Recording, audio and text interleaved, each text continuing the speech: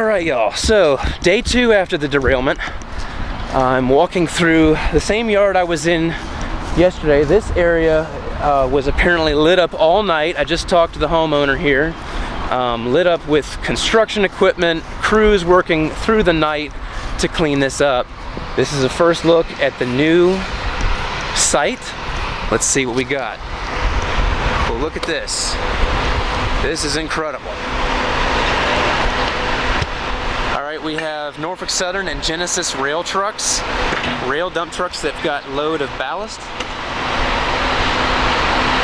Looks like some of the old rail cars are still parked down there. That has been a hard angle to see from this location the whole time. But yeah, this is emergency track replacement. Supposedly they did put a train through here. They ran one through. So service is actually not interrupted right now, technically speaking. It's still a little bit slow, shall we say. They're not going to just be pummeling regular freight trains through here quite yet. But apparently this repair here is rail worthy, because we saw a freight train come through earlier. Once again, this is CP Cody. And all of the rail cars have been removed from the crash site. And something else that's interesting here is they have already constructed a new signal mast. A lot of the junctions will have these kind of laying around. Manassas has got a lot of them laying around. Front Royal's got some. So they are on hand if they need them in scenarios like this. And as the track work continues, this ballast in this gauge here will get leveled out. This is just, it's really cool how quickly they've made such progress on this. It appears that the locomotives have been moved too. Big team effort here from Norfolk Southern, crane masters, and other contractors. I mean, so Warren County Police Department, Fire Department, so many people came together to make this happen. And this is within 24 hours of the actual derailment, y'all. They've already got one of the lines back almost up to service standards. They got to put some more ballast in here so you can see the gap underneath the rail where they haven't really fully ballasted it yet. This is just to restore service. And actually right now, this area's got a rail train out in this area replacing rails anyway, so they've kind of already got a lot of their track maintenance equipment in the location needed to really restore this right. So looks good. This is the switch. So you notice that these railroad ties seen here are very long compared to regular ones. That's because this is where 2 tracks go down to 1. That's why this is called a control point. You can see where the 2 rails become one line, right?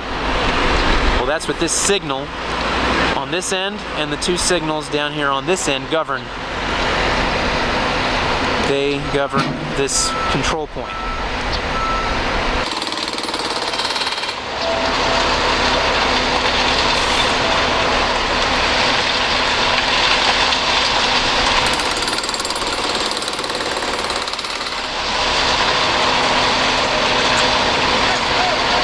With one very controlled motion.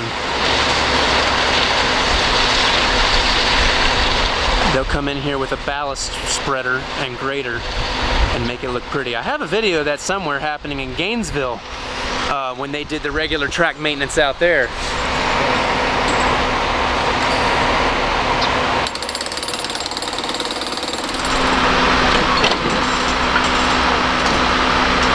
These are new railroad ties being placed.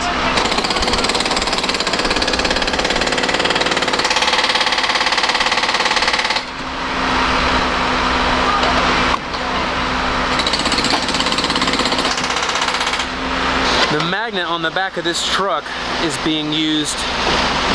They've got a magnet insert inside of that claw that is going to be used to pick up cans of spikes to be used to place on these rails.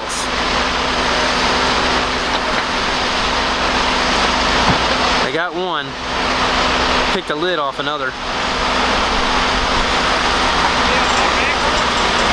Those cans are full of railroad spikes.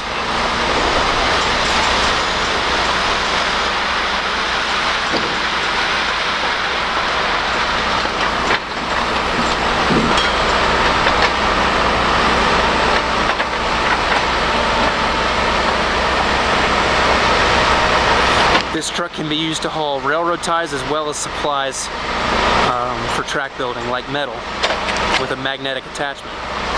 Otherwise, they can use the claw and claw railroad ties, much like this guy's doing here, off that truck. The truck is multi-purpose. This one's got all the powered equipment on it.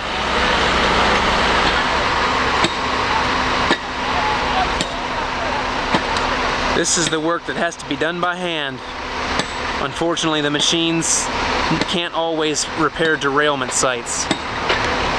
They've got machines that can do scheduled maintenance and just drive spikes in hydraulically. But this goes back to the good old days of railroading here. It would not surprise me, having looked at this, if this is done very quickly, if service was restored soon. We're only 27 hours into this derailment, and this is the progress that has already been made. 14 rail cars were cleaned up, 5 locomotives were re-railed supposedly and hauled away, and 1 line of rail has already been restored, and the switch is currently being worked on. The signal down there has been replaced. So much has happened in just this little amount of time, and that really says something about Norfolk Southern Railroad and its relationship with its service providers like Crane Masters and such. So, good job to everybody involved here. It's been a big team effort, and it's been really interesting to watch how it's all come together. Like I said in the last video, if I have any more footage of this or any updates, you will see it right here on the channel. Thank you for subscribing. If you're not subscribed yet, be sure to do so and click the bell to get notified of all my new videos. Also, be sure to like and comment, tell me what you think. From here in Linden, be sure to stay safe, God bless, and as always, happy foaming.